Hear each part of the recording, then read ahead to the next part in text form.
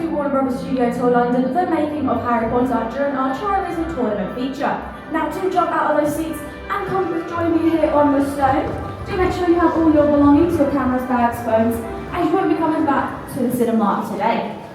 Now my name is Izzy and it's my absolute pleasure to welcome you all here today. I have a bit of a silly question considering where we are, but please do humour me with a massive cheer when I ask, do we have any Harry Potter fans here today? Amazing! So I'm sure you all may know that we are currently stood in the entrance hall of the castle. And that means that there's something very special just behind these doors. Now, speaking of specials, anyone here celebrating a birthday or any other special occasion? Yeah? Do you want to come grab a handle? Yeah?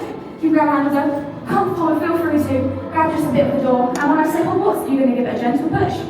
Now, let me and my birthday helpers be the very first to greet you with the very same words that Harry heard when he first arrived at the castle. Welcome to Hogwarts. So if you want to give it a push, yeah, feel free to give this. Perfect, so do come on in. This is the one, the only, the original Great Hall of Hogwarts. It was one of the first sets ever constructed for the film series, and as I'm sure you can probably see, was one of the largest.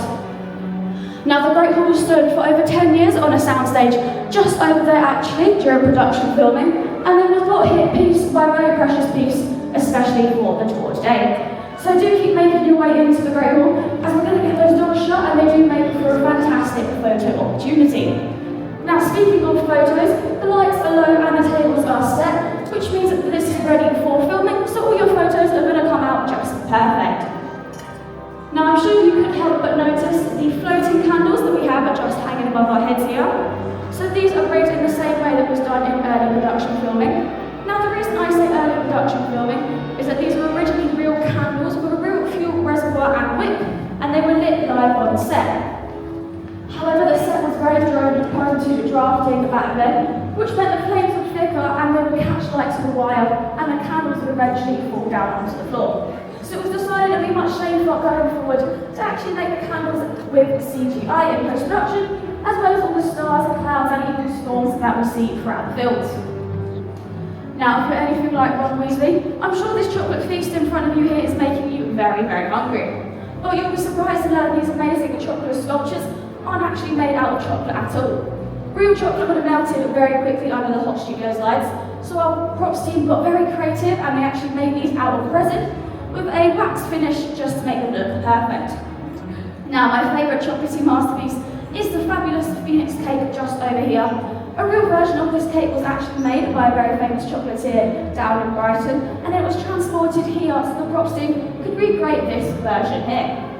Now, all these props in front of you are the original ones from the film, and I'm sure you remember them from the scene when we first introduced it to a very iconic character that we're actually going to be introduced to now. So I do just have to tell you that this next effect does contain loud and sudden noises, flashing lights, and smoke effects. So if this is something you'd rather miss, do feel free to head out the doors just over there, and then come back in once the effect is over.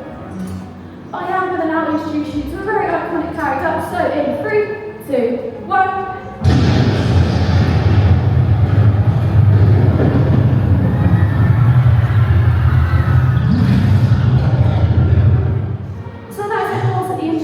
Mad-Eye Moody, played by the great Irish actor Brendan Gleeson.